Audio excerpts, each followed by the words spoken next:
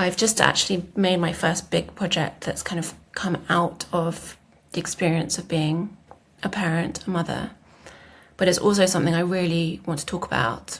I felt a lot of shame about struggling psychologically with becoming a mother so much at a time when it was, for a lot of our family, it felt like the main kind of good thing that was happening in the pandemic was that there was this, wonderful baby. Hi, you're listening to Conversations with Musicians with Leah Roseman, which I hope inspires you through the personal stories of a fascinating diversity of musical guests.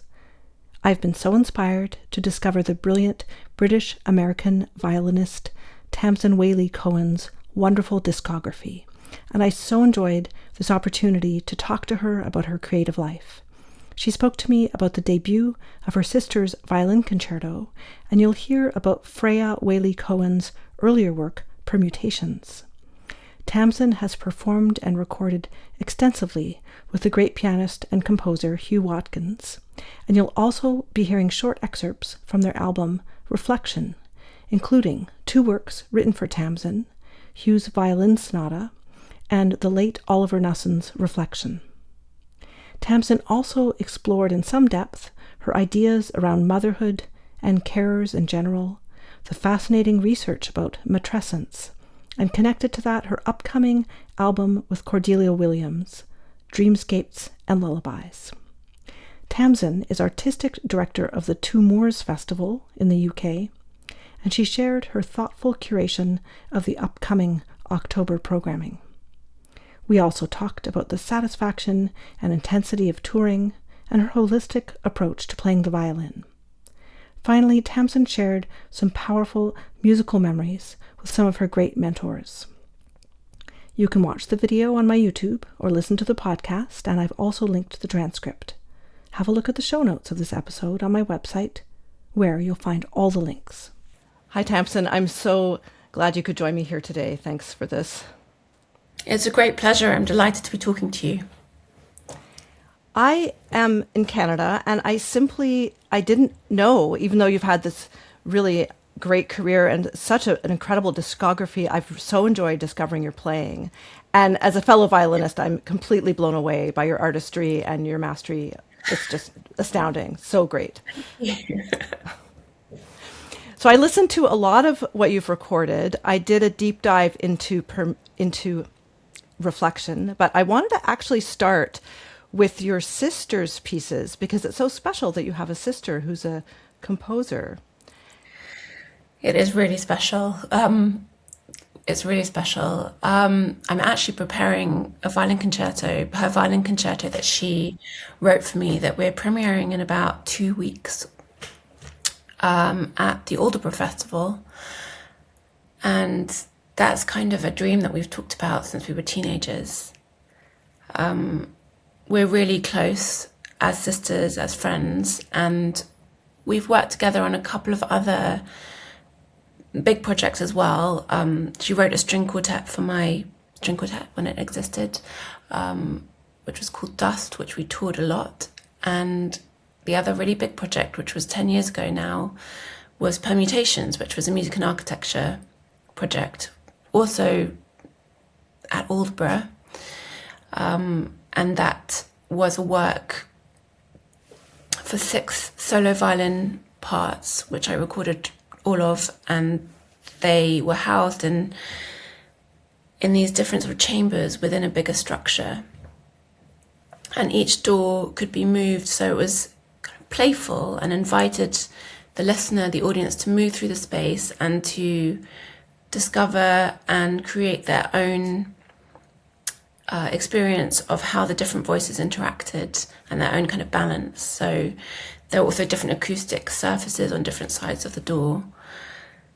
And then we also recorded it kind of as a disc that you can just listen to. And there's a solo version and another version with one live version of me, and then 5 other pre-recorded versions that can be spread out around the hall. So that was, a major, quite experimental project, but that ended up having quite a lot of life. It went to RIBA, which is the big architectural sort to school and here and the Royal Academy. So we've done a couple of things together, and we can be quite direct with each other, and it's just wonderful to have such a strong personal connection and understanding, as you can really only have when you grow up together. I listened to the audio version, and I was curious have people performed it live with 6 violinists? That has never happened. That's never happened, but it could happen. Okay. Yeah, when I heard it, I sent it right away to somebody who I thought might be interested. And on that same EP, you have a solo work, Unveil, by Freya. That's very beautiful and very varied. So that is kind of the solo version of it. So within within Unveil, all of the material that's in Permutations is contained in there. So all these kind of different characters. There are sort of, in a way, like 6 different, most like characters in a play. So Unveil contains all of that material, and it's, I often include that in solo recitals, for example.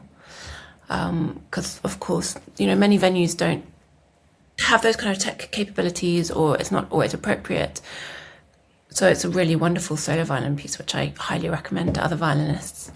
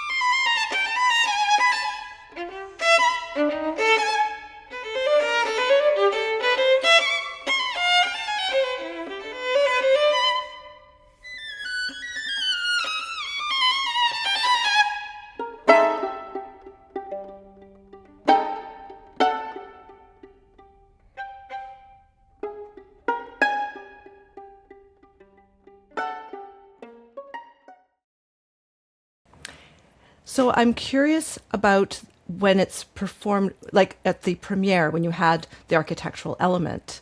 So were people just hearing it in terms of the choices they could make? They would walk through a door and then the balance would be different, or is there more to it than that? Yeah, so it's a kind of, it was as big as a sort of large-ish room. It was in a sort of, I think it was like a hexagonal sort of shape. And there were doors to each of the chambers, or you could also stand in the middle. So it's kind of like a massive flat pack, basically. And you could stand in the center and have all of the doors fully opened or fully closed, and then hear all of the voices kind of equally. Or you could go into certain chambers and sort of really get intensity of experience of that voice, and then the other voices would be quieter. And there was either the wood on one side, or this kind of more absorbent sort of corrugated, almost like a kind of foamy felt surface on the other. And the speakers were actually embedded inside the wood. We were given the speakers by very sort of cutting edge sound company, so that the sound was really like reverberating throughout the wood. So it was, there are basically an infinite number of ways in which you could experience it, and people were free to kind of move through, and of course there would be other people also experiencing it at the same time, so that would be affecting how each person could interact with it. So it would sort of run on loop, throughout the day.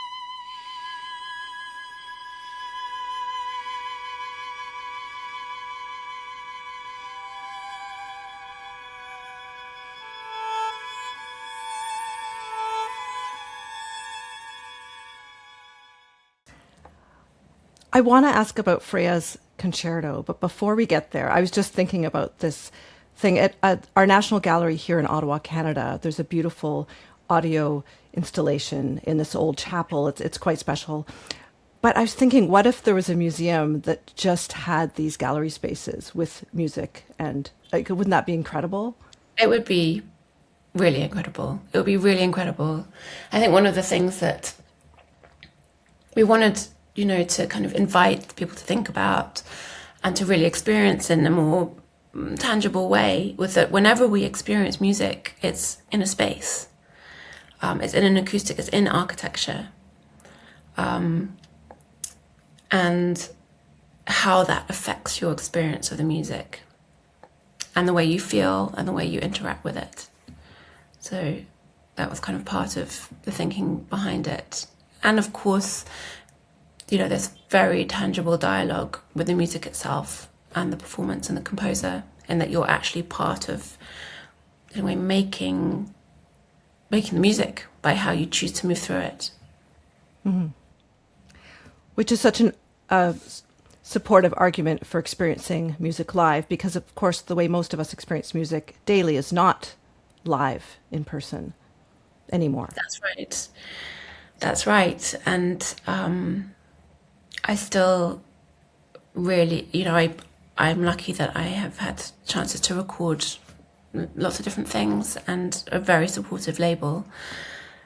And of course, it enables artists to reach a much bigger audience than you could ever reach live. But there is that intangible magic, which you can't really measure, but that you all feel when you're in the room together.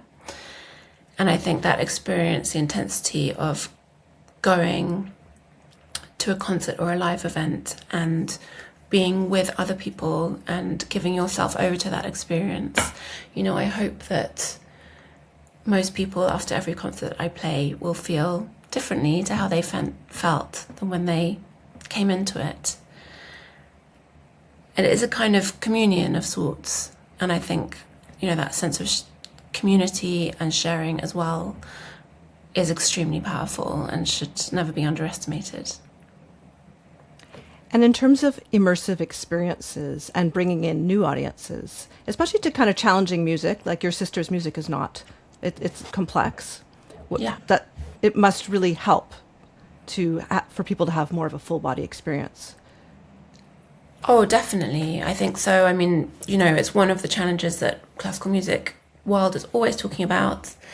The traditional concert hall setup doesn't invite very much real interaction between the artists and the audience. And yet it is that interaction that live performance is all about, creating something just for that moment that can never be recreated or recaptured in its essence. And I think certainly for new music, inviting people into that creative process and really making them part of it, I hope, is something that is appealing and is powerful. And I grew up, our mother is a sculptor and our father ran theatres, so, with different kinds of arts around us. So I think I often also think in quite a theatrical way about things, and separating the arts doesn't really make sense to me, because actually we're always experiencing more than one of them all the time. Obviously, when you're in a concert hall, you're also experiencing, the architecture, not only in terms of the sound, but how it makes you feel, and, all kinds of references and resonances that you might not necessarily be aware of, but they'll change how you feel as well. And also, I'm really interested in the other senses as well. So, for example, Proust talks about, the Madeleine, the way like smells or taste can conjure up different memories or different feelings. Essentially, what we're dealing with all the time is feelings. And there are so many different ways of kind of accessing them. But I guess this is a rather circuitous answer, but it all comes down to the fact that I really believe all kinds of music, what we're doing is we're telling emotional, psychological stories using sound, and that's what it's kind of all about. Any way that can enhance that sense of storytelling and really give that kind of full body experience it's got to be exciting. So Tamsin, when this podcast is released, it will be a few weeks after your premiere of your concerto. Okay. What other performances do you have planned for that? So in the autumn, we will be taking it to Luxembourg, to the Rainy Days Festival with the Luxembourg Phil. They're also one of the co-commissioners. And it will also be on the Radio 3. And then next year, we will be taking it to Warsaw. And then there's some other things, sort of TBC. So I'm hoping that over the next few years, it will reach, more and more audiences. And it's for full symphony orchestra? It's full symphony orchestra, yeah. And it's 4-movement work, half-an-hour work. So it's a really major piece. We so need concertos by women as violinists, Yeah. I have to say. Yes. There are not many. Yeah, I look forward to hearing it. Yeah. Well, let's move over to reflection. I so enjoyed this beautiful project. And actually this portrait of you and Huw on the cover, it's very special. Did you have an idea for that, or the photographer kind of? We worked with a really legendary photographer called Steve Gullick, who I met through a friend of mine's mother had an artist studio in the same building, and he took a lot of really well-known photos of, like, for example, Nirvana back in the day, and sort of very much part of that kind of rock scene. So you kind of turn up at his studio and you just try loads of different things, but he is really, it's got such an imagination and always manages to kind of capture something very special. So that was really, I would say that's very much Steve's work. So the first piece on the album by Oliver Knussen is the composition Reflection. I met him a couple of times a number of years ago. I was a Tanglewood Fellow, and he sort of ran the New Music Festival, so we worked with him a lot as conductor, and he was so passionate about new music. And for me, I was 20 at the time, and it was sort of my first exposure to a lot of new compositions, and it really made a big impact on me. And later on, he came and conducted our orchestra and worked with us. So what was your relationship with him? I actually met Ollie through Freya. So Freya got to know him through the Royal Academy, and he was a very important teacher and mentor and friend to her. And I was given an opportunity when I won the ECHO Award, which is the European Concert Halls Award, basically a carte blanche to commission a new concert piece from anyone I wanted, but for the following season. So it's quite short notice, but also a kind of unbelievable opportunity for young artists. And I was thinking about who to commission and talking to Freya about it.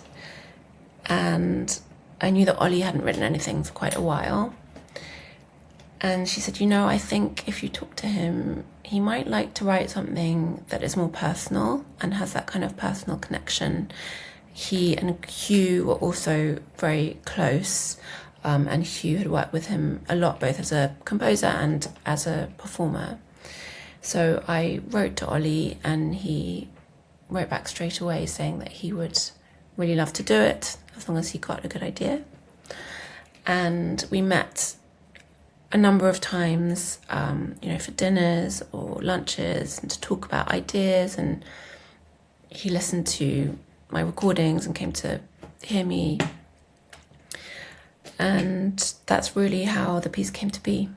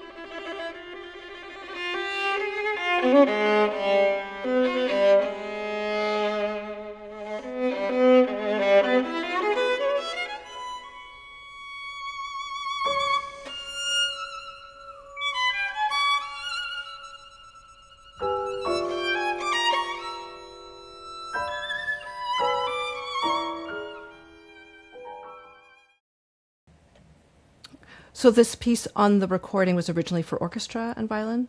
No, it was originally for violin and piano. Okay, I misunderstood.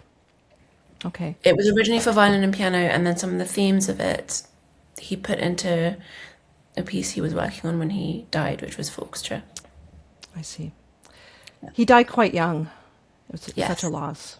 He's still very, very much missed. So Huw Watkins, Yes. Violin Sonata, did he write this Yes. for you? Yes, he did. He did. I've been working with Hugh for more than 20 years now, actually. He's kind of like my musical big brother. I met him when I was a teenager, and he was a fellow, composition fellow at the Royal College of Music.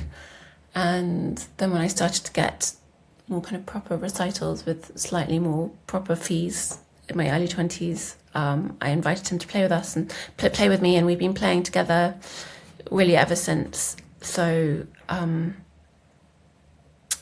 it's absolutely wonderful to have this sonata from him, and I really believe and I hope that it will be a piece that will very much enter into the violin repertoire. I think it's a fabulous recital piece, and it can sit really well in so many programs.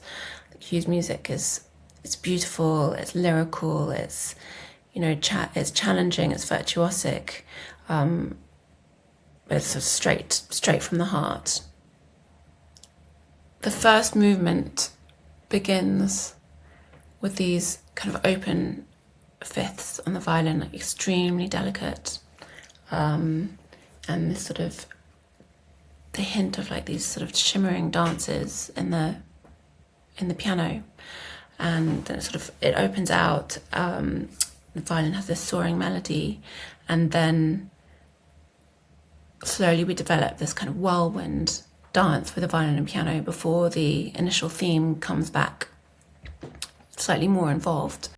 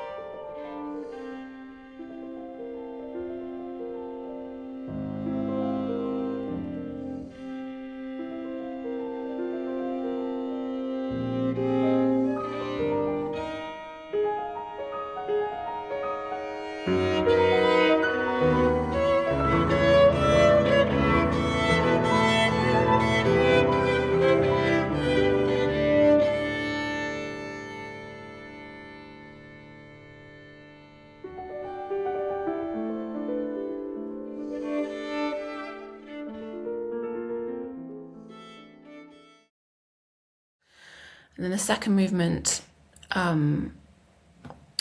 begins also with very, very slowly moving, beautiful melody, really so yearning and heartfelt, very poignant.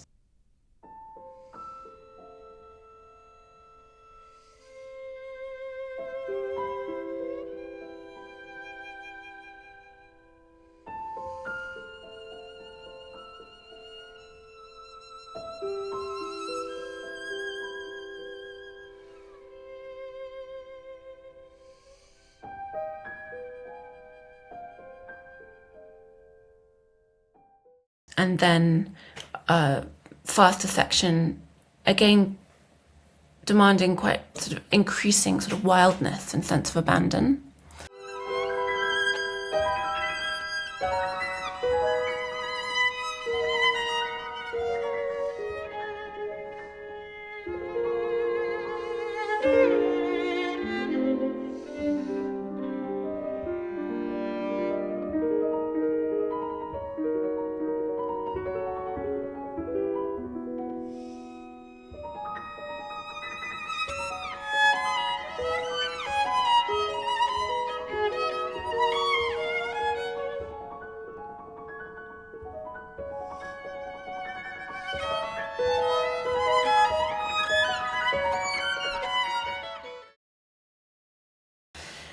for a big climax where both of the instruments are kind of at the limits of their expressive possibilities, right up there on the violin, huge chords on the piano, and then it ends, in an absolutely gorgeous way, which I find so heartbreaking, really.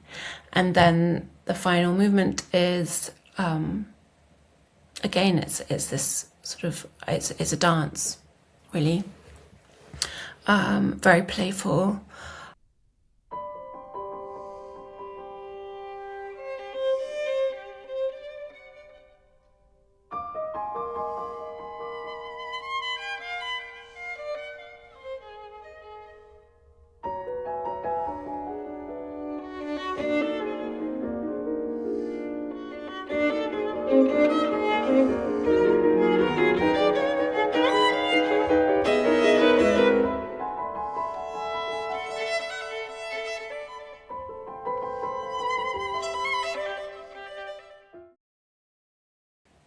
Fades away at the end suddenly into nothing. Very understated, elegant kind of ending. So, it's hard to describe music in words, really, isn't it? That was very poetic. Thank you. That was great. And you have one of the great masterworks for violin and piano on this, Prokofiev's F minor sonata. And if people aren't familiar with it, they really need to listen to it. And the Stravinsky, so in terms of pairing Knussen's and Watkins' pieces, was it repertoire you played a lot with Huw? The Prokofiev we've toured a lot over the years, and it's something that we wanted to record. To be honest, it took us a really long time to find the right program to record Reflection, because it's a relatively sort of short piece for a disc. You want, between 60 and 75 minutes for a disc, but it's sort of eight or so minute piece. And we tried out lots of different kinds of program, but also quite a lot of the pieces that Ollie had been very much inspired by we'd actually already recorded. So when Huw wrote his sonata, after we performed it a couple of times, I felt like that was a really natural pairing, that there seemed to be a lot of dialogue between the two pieces. And then the Prokofiev also has that kind of fairy tale quality and the great extremes of emotion, beauty, delicacy, but also brutality, despair. It runs the whole range of human experience.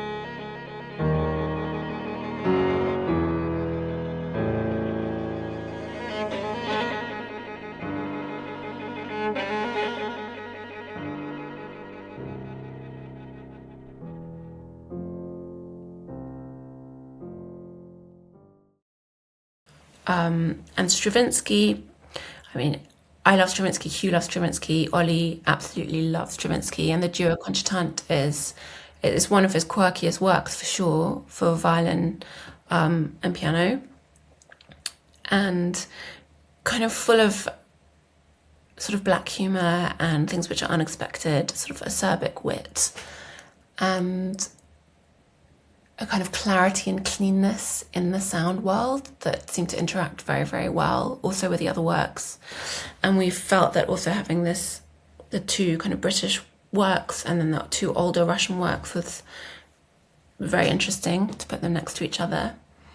And that there was dialogue between all four different sound worlds, which helped each illuminate the other.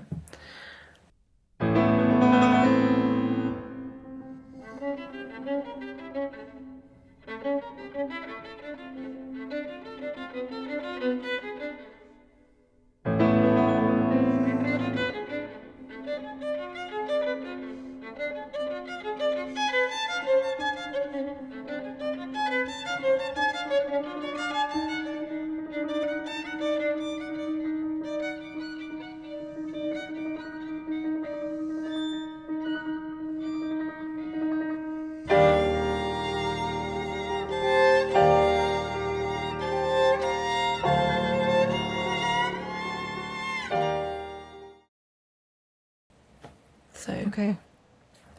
And with Huw, I'll just point listeners, you've recorded so much great repertoire, Beethoven, Czech music, and this complete C.P.E. Bach sonatas. I wanted to ask you about that.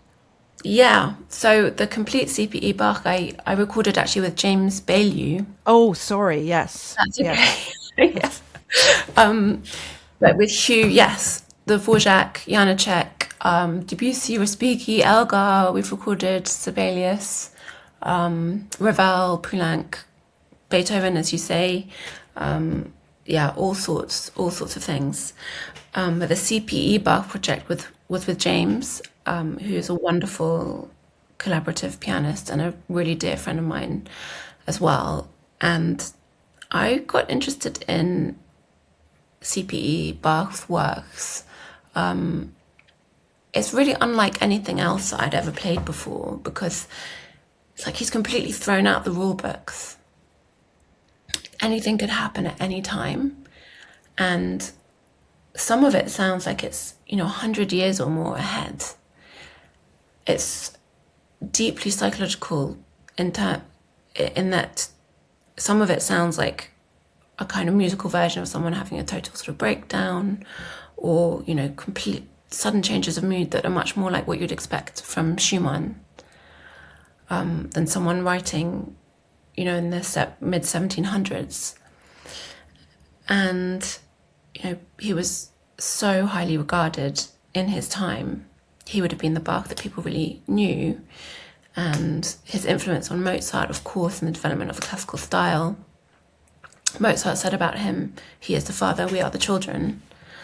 Historically, he sits right, there in the Enlightenment, and, he died the year of the French Revolution. So it's a time where people's ideas of what it means to be human and the idea of free will and, all of these ideas are just exploding. So much change in the way people think at that time. And I think that's really captured in his music. And he was fascinated by the development of instruments as well. So, for example, he wrote a piece for harpsichord and I think it was kind of like the latest version of sort of piano, a sort of clavichord kind of instrument, or pianoforte kind of instrument, early pianoforte kind of instrument.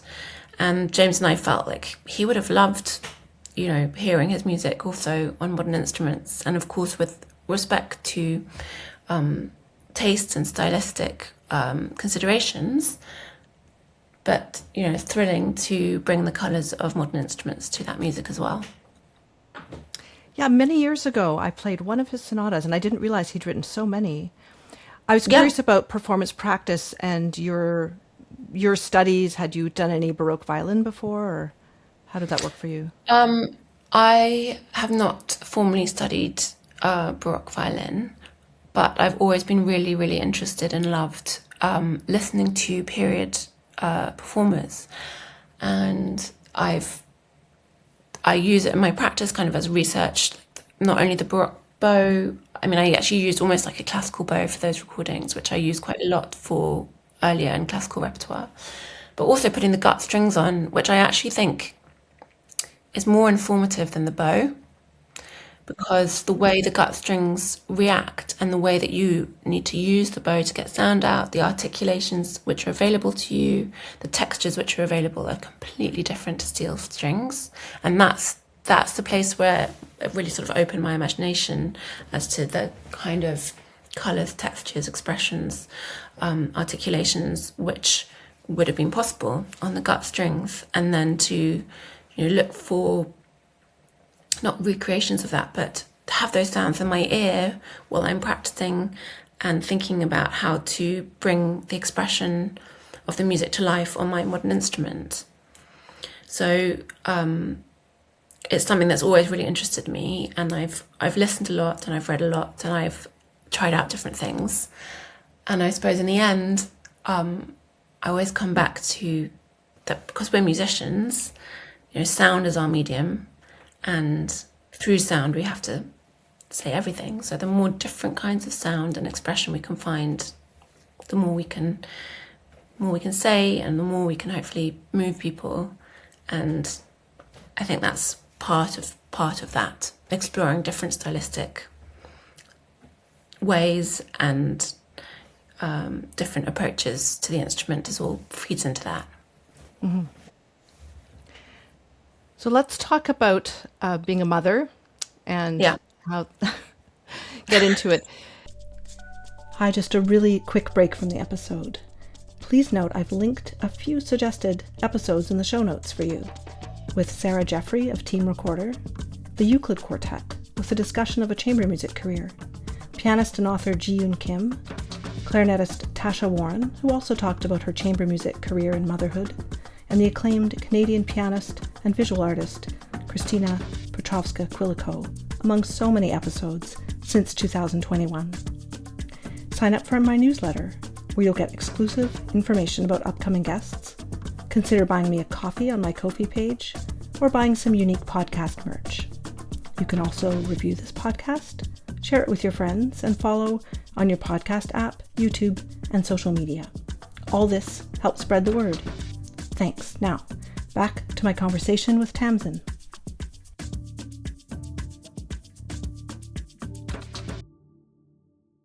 You know, my kids are now well into their 20s. And when people ask me how I can have this podcast and be a full-time performer and do all this, I say, well, my kids have grown up. I mean, that's kind of, so you're in the thick of it right now. Yes. And I understand it was the early pandemic days and you had a really rough time with was it your first child? Yeah, that's right. So she was born just at the beginning of we had a long winter lockdown, the end of 2020 through to end of May 2021. So she was born in December 2020. And there were a lot of things about the pandemic that also definitely added to the kind of anxiety and isolation that I felt, that I think is also very common without a pandemic for many mothers to feel. But of course, there was a lot of fear about how COVID might affect unborn children, and the situation in hospitals was not good. It's very, very severely understaffed, and partners couldn't stay. So a lot of things which were really challenging.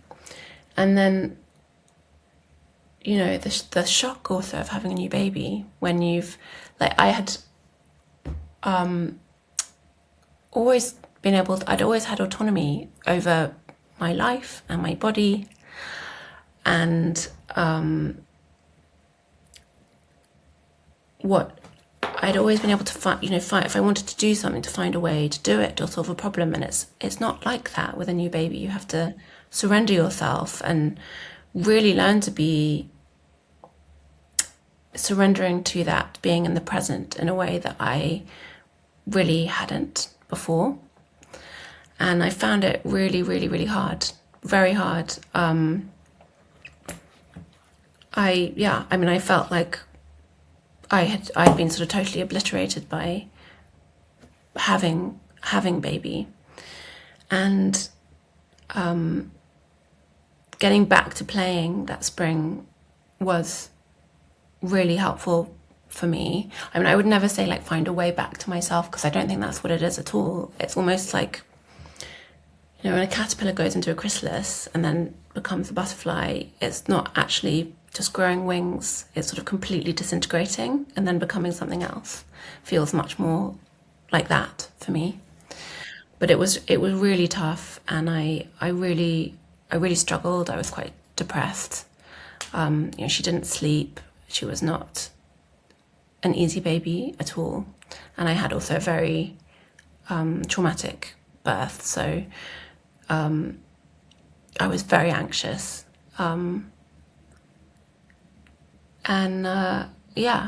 It's without a doubt, having children has been the biggest learning curve of my life in so many ways.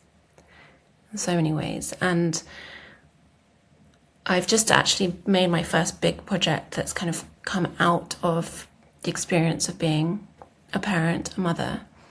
But it's also something I really want to talk about. It would have helped me so much to hear more people talking about it.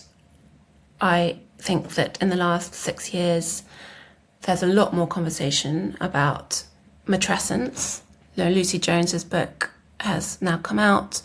Matrescence is even included as a word in some dictionaries in the last couple of years, not all, but some. Not feeling so much I felt a lot of shame about struggling psychologically with becoming a mother so much at a time when it was, for a lot of our family, it felt like the main kind of good thing that was happening in the pandemic was there was this, wonderful baby. And also talking about how caring for my children has actually changed my artistic practice for the better. There's so much that I grew up with and is in our kind of Western culture about how creativity and care for young children cannot and should not coexist. That the pram in the hallway is the greatest enemy of great art. Tracy Emin saying, there are great artists that have children, they're called men. And I think there are many obstacles which are the structures around parenthood, but not the actual care itself, which I found has actually demanded such creativity for me to develop a completely different level of empathy and self-trust and, as I said, presence in the moment, lateral thinking, quick problem solving. And all of these things have massively fed into how I can be as an artist on a stage and what I'm looking for in music as well. That sense of surrender, which, isn't something that I had really been asked to practice in my life before having children. So I also think that's a really vital conversation to have. I really think that motherhood is kind of feminism's unfinished business. And certainly the kind of feminism that I grew up with at quite academic school was about kind of beat the boys at their own game and be better than the boys, not about changing the perspective so everything was still seen through that male lens. So it's I think of it as this patriarchal feminism, and I think just to try and add my voice to move the dial is something that I really want to do. All of the things that care can give us, that these traditionally feminine roles can also be so enhancing and give to men as well. I mean, my husband does a lot of care, and I know many fathers now are so much more involved, and that they also gain a huge amount from that. So yeah, that's kind of a long answer, but yeah. What is this word matrescence, this book? I don't know about it. Okay, so matrescence, Lucy Jones she was a nature writer and journalist, and I think it was after her third child, she wrote a book called Matrescence, which has really had a huge impact here, and I know it's been published in the States as well. Matrescence is what happens to the mother's brain when she's pregnant and in the early years, and it actually goes on for many years through caring for children. And it's as big a change as what happens in adolescence, but it happens much more quickly.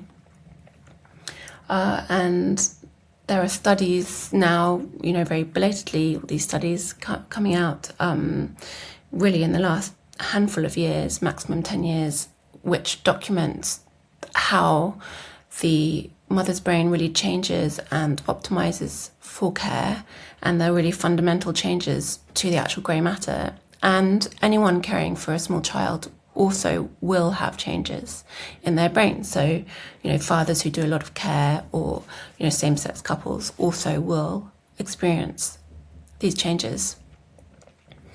And it's about documenting that and in really granular detail, referencing, both sort of biological and sociological studies.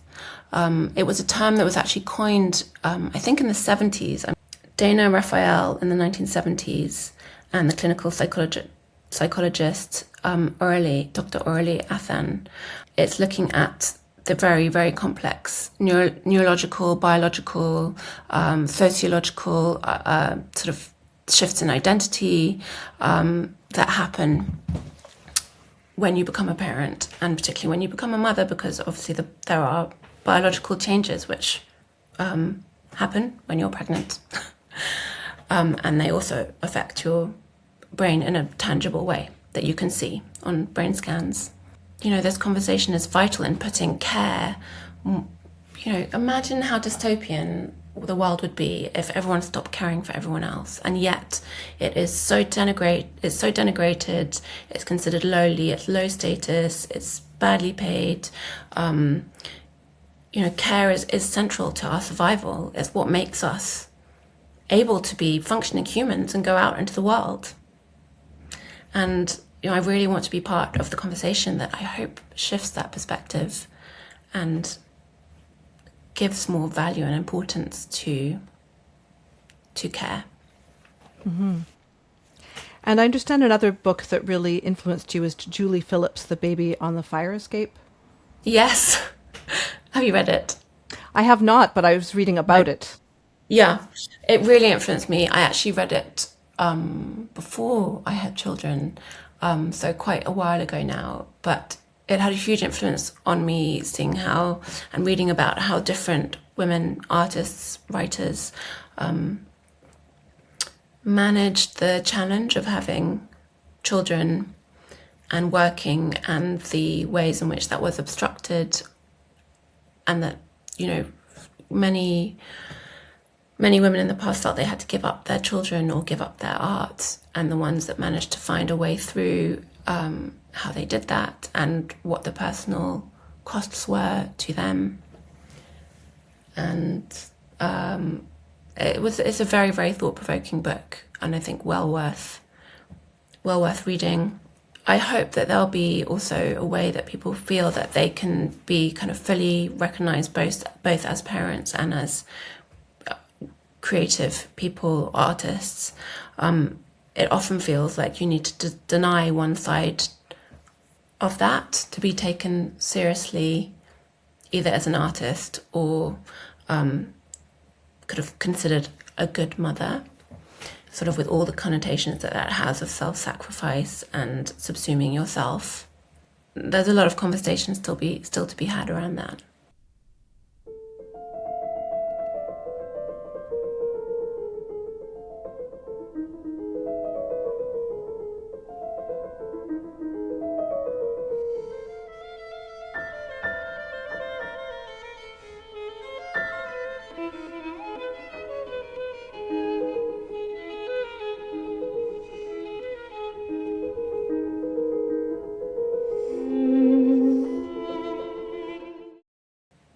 So you mentioned, Tamsin, that you have a new project. Is this going to be unveiled soon?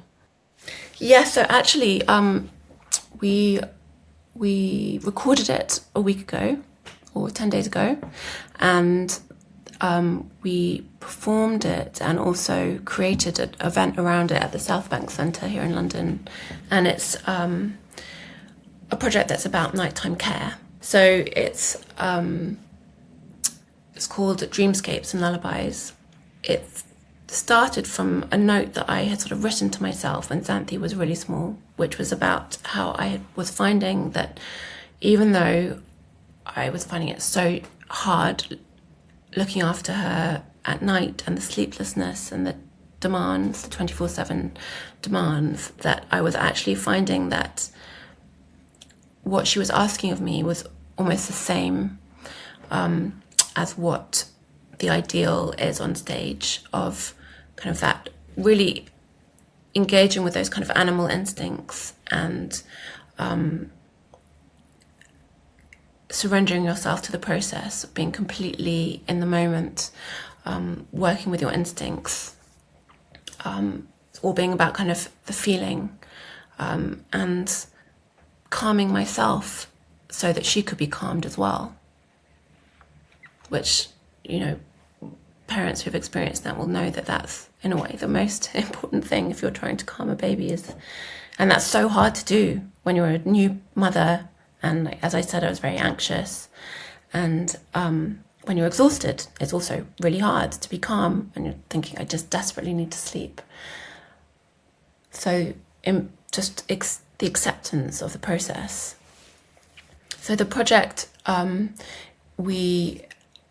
at the South Bank on Saturday, we had a talk about the creative power of nighttime care with the pianist that I'm working with on this project, Cordelia Williams, who is a wonderful soloist and collaborator, also a mother of 3 children, and she also writes particularly on transcendence in music. So she's undertaking a fellowship with, I think it's Duke University at the moment, on that. And the writer and broadcaster Octavia Bright, who is also the author of This Ragged Grace. So we had a discussion about that with Caroline Walker's 2 of her oil paintings, which she allowed us to use, projected behind us, of night feeds.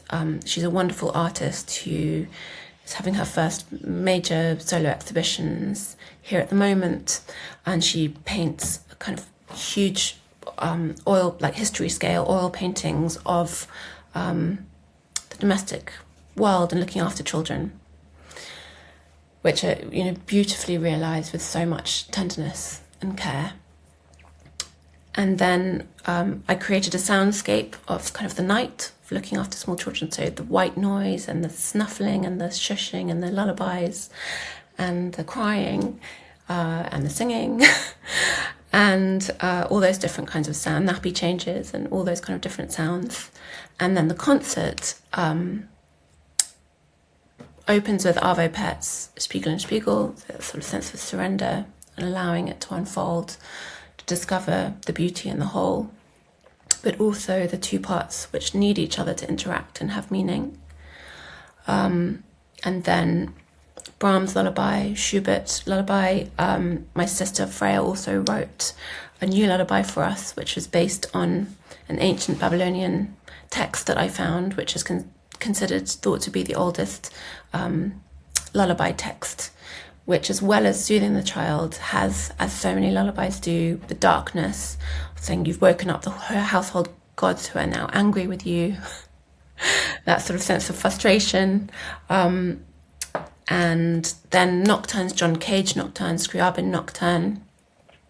Earlier in the programme also Dvorak, the songs my mother taught me, or from my mother, which is so full of that yearning to be soothed in the way that you remember as a child being soothed by your mother, and as an adult it's very, very hard to ever find that sense again and the yearning for that. And then at the centre of the programme is Schubert's Fantasy, which is like a huge dreamscape, with these ideas that keep coming back and metamorphizing and going off into unexpected places, all the extremes of emotion that it contains, and finishing with Schumann's Abendlied. So it's very loving wish for a good, peaceful night. So that is this next, big project, and I hope that it will, be something that will take to many other places. But it was wonderful to realise it fully at the South Bank, and I'd set the stage. They obviously have wonderful sort of tech team there, so we had a moon and stars as well during the concert, as well as obviously the normal stage lighting. So very atmospheric, and I hope really brought people into that intense world of the night and night care. That Schubert Fantasy is one of my favorite works, and it's very difficult. So I can see how that works with the other more lyrical and simpler repertoire. That's really brilliant, actually. Thank you. I hope you'll enjoy the project when it comes out. In becoming a mother and having these demands, you've had to certainly say no to lots of projects, delegate more, and maybe let go of some ways you used to do things when you were younger? Because you were touring a lot when you were That's younger. right. Definitely. I mean, I used to just be away all the time, and I don't want to do that anymore. So I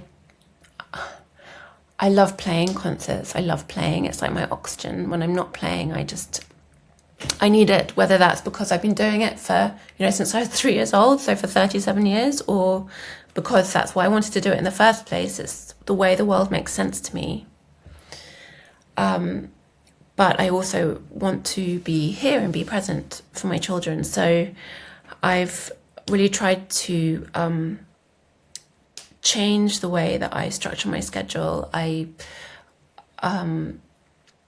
try to really take on projects that I feel really matter and that I offer a very personal perspective on them. I've been doing also more commissioning and creating of new works, and really making sure that also the projects that I do, we try and, repeat them lots of times. It's sort of ironic in a way that, through my 20s and early 30s, sort of trying to build up lots of international work. And now, I do still work internationally, but I don't want to be away every week. So I'm doing a bit more in the UK and then sort of a few bigger international trips a year. And finding that balance is really challenging. I was lucky also that I took on an artistic directorship of a festival here in 2020.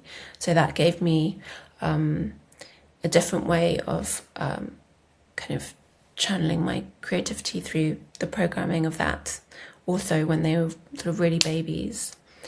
I also had the experience of actually not being able to play, not with the first one, obviously because of the pandemic.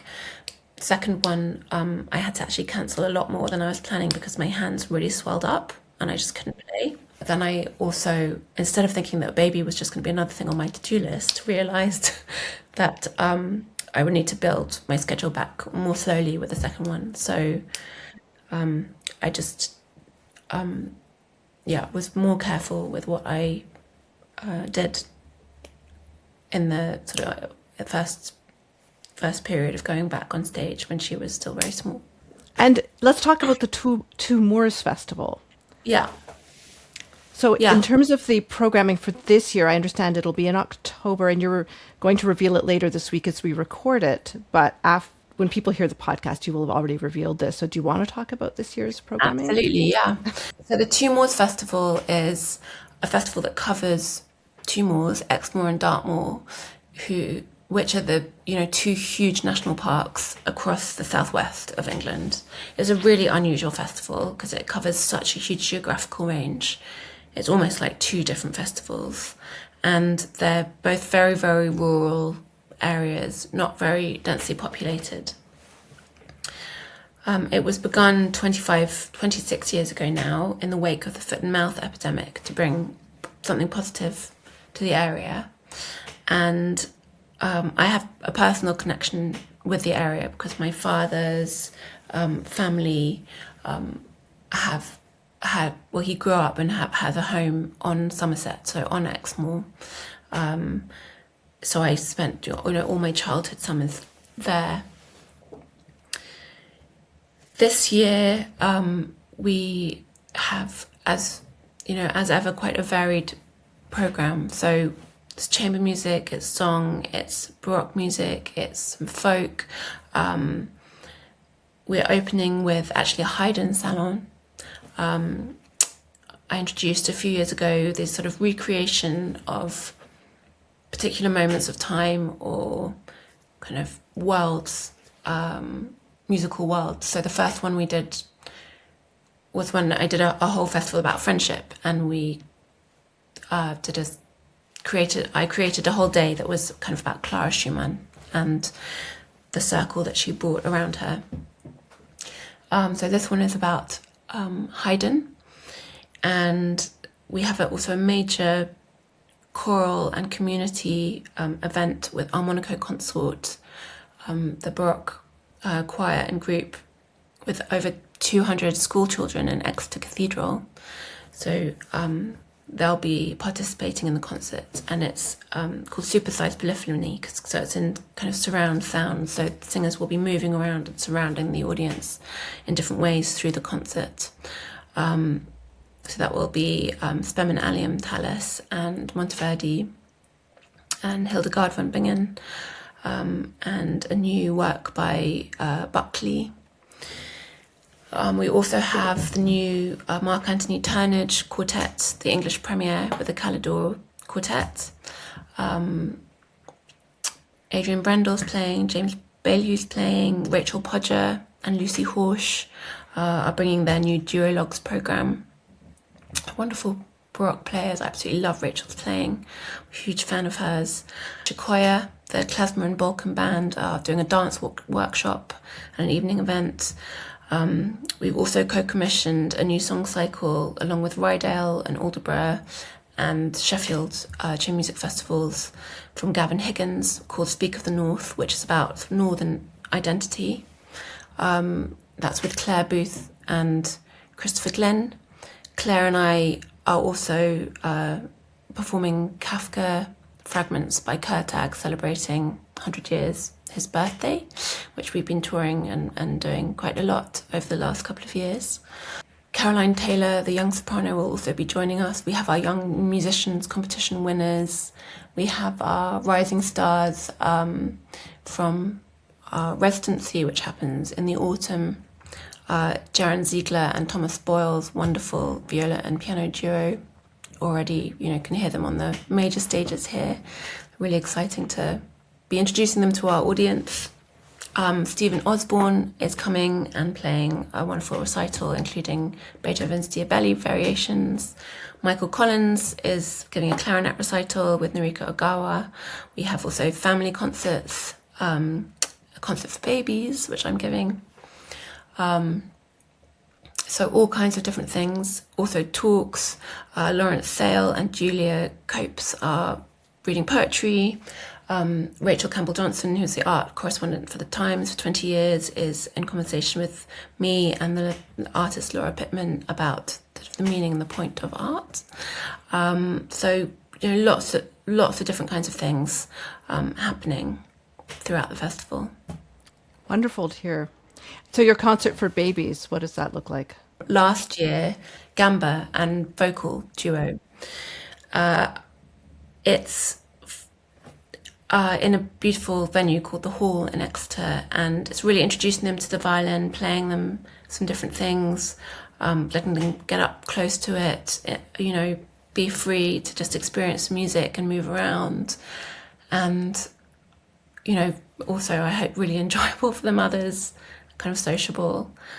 I think there's definitely not enough of that kind of thing that happens when you've got a small child to look after. It's really nice to go to something that's not just baby music.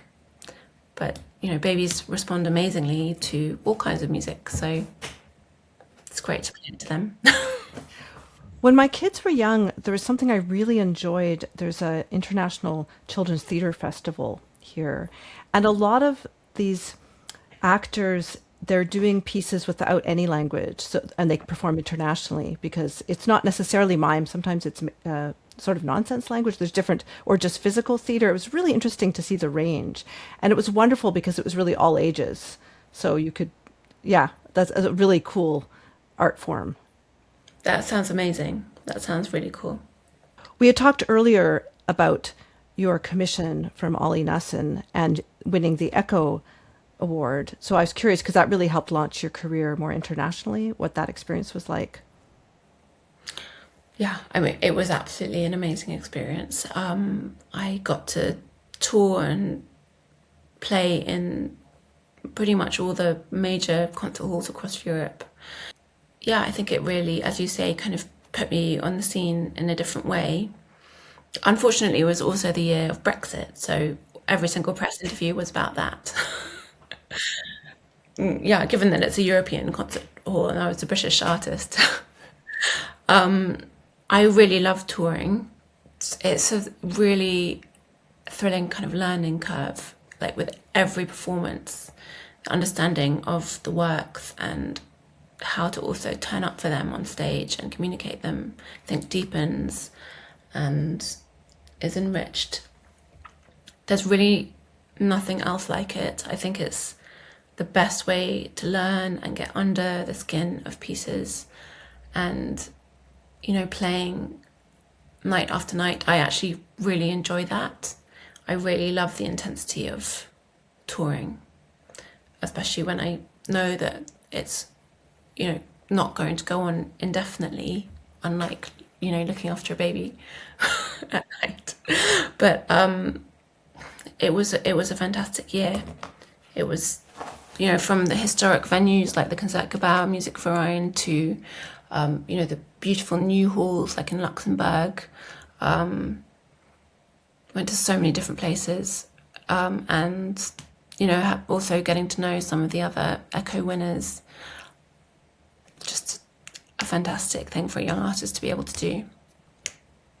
Yeah, it strikes me the only reason really to do competitions is to have performance experiences.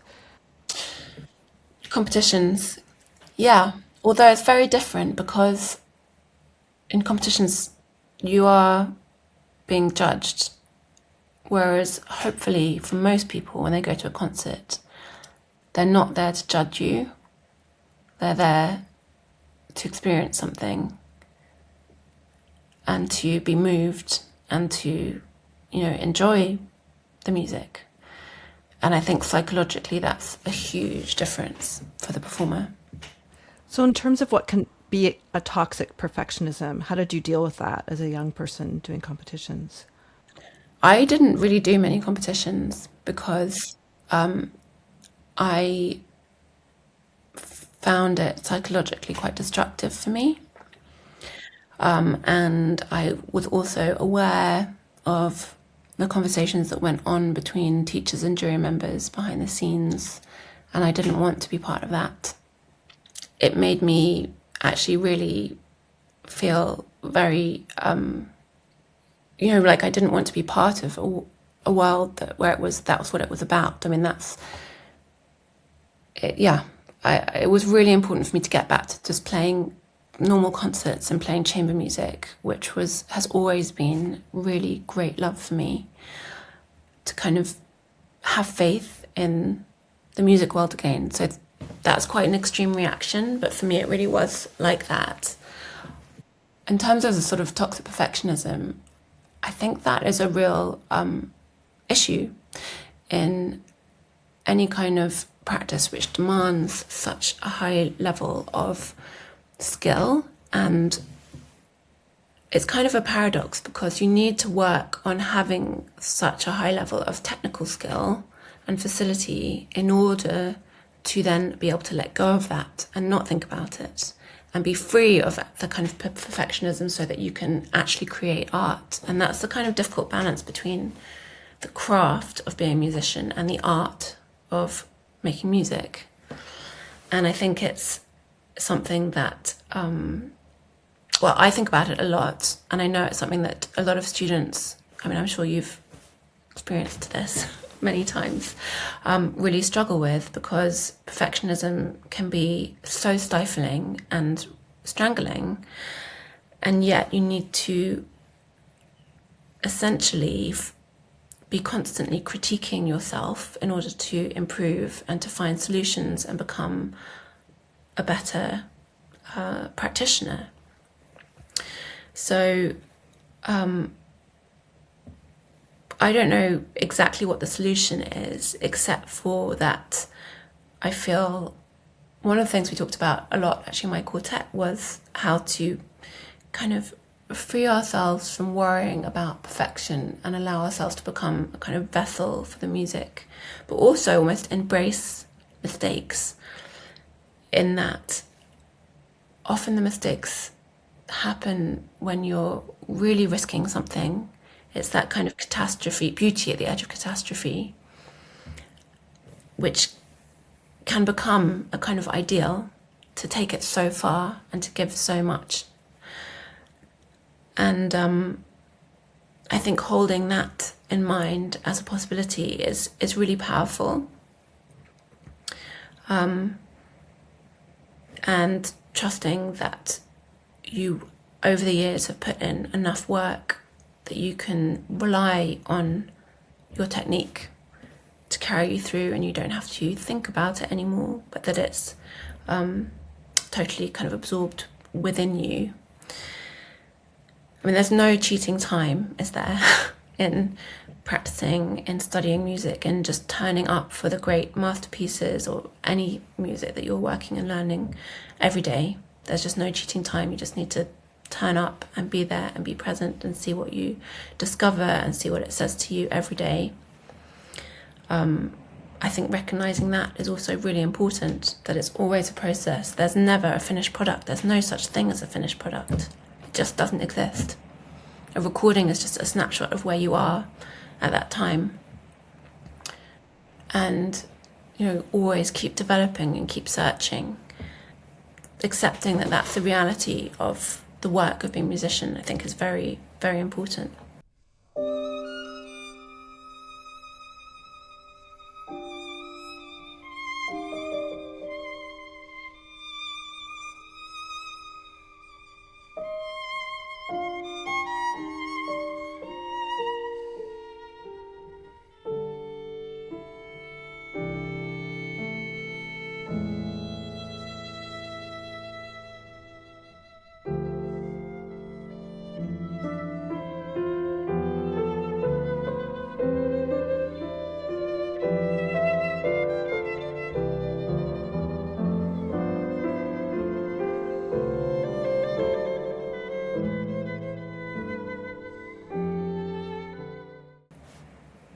Has your routine changed over the years in terms of how you approach staying in shape technically?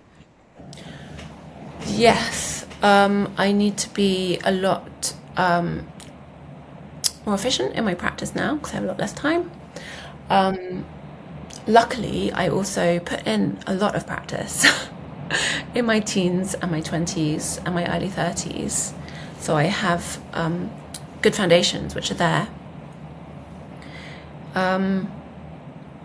I think I tend to play some Bach most days. If I'm feeling really out of shape, I'll just go back to the sort of Paganini and Bach, which will kind of pull me back into shape quite quickly. And also just always awareness of like my posture and my breathing and my sort of openness physically, that I have that fluidity and flexibility. That's not just about the hands, it's also about, my core and my lower back and how I'm holding the whole of myself. So I think that full body awareness is really essential because it is a bodily thing to play an instrument. You've had some great mentors over the years. Did you want to talk about any of your teachers? Yeah, I studied at the Royal College with Itzhak Rashkovsky, who I studied with, for many years. I also, for my teens, went to Prussia Cove, which was a huge influence on me. I saw Kurtag teaching, and I would always sit in on Gabor Tokash's classes, and with my quartet we also played for him. András Keller was really, really important for me, really important teacher and musician. He sort of completely opened doors in my imagination and in my sense of what music could be. The other thing about Prussia Cove is in the autumn there's open chamber music, and I got to play quartets with some of the great musicians of older generations, and that was really where I learned in a way the most, sitting beside them, seeing how they played, how they worked on music, how they discussed it, how to give, how to be malleable, how to really listen in a really profound way. I think Prussia Cove is probably still my biggest influence. Ruggiero Ricci was also someone who was really, really important to me in my teens. He was probably the first person who really believed in me, and also said to my parents that he thought that I had something really special. And it wasn't even a specific thing that he taught me, but just a sense of being with him, and that he believed that I could do anything that I wanted to do on the violin, that there shouldn't be any obstacles. And in a way, he made everything so simple. He brought it right down to its kind of essence, whether it was sort of Mozart or Tchaikovsky or whatever it was that we were working on. And that was also so revealing, because often teachers make things really, really complicated and tell you 5 things about every note, and then you can't play anything. And it was almost the opposite with him. He was a very, very generous person.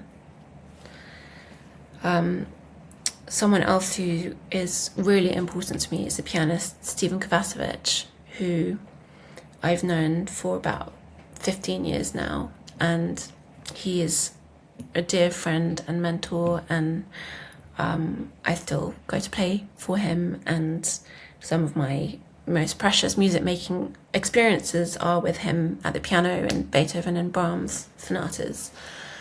He is so rigorous and demands such a level of intensity and understanding from every moment and every note. Just for me, sort of unsurpassed musician. So he's someone that I think about things that he's said to me really every day in my practice. It's wonderful to hear. Oh yeah, this piece that you're performing with Colin Currie, the percussionist, Tüür's Memoirs for Violin, Percussion and String Orchestra. I was curious that the composer was interested in the nature of memory.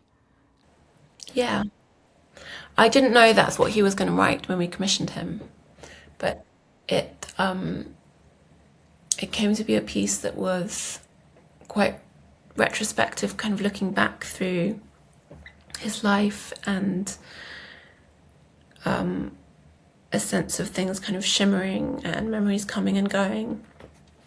It opens with this incredible kind of shimmering marimba first movement with melodies that kind of emerge. We pass this shimmering thing back and forth, and melodies kind of emerge.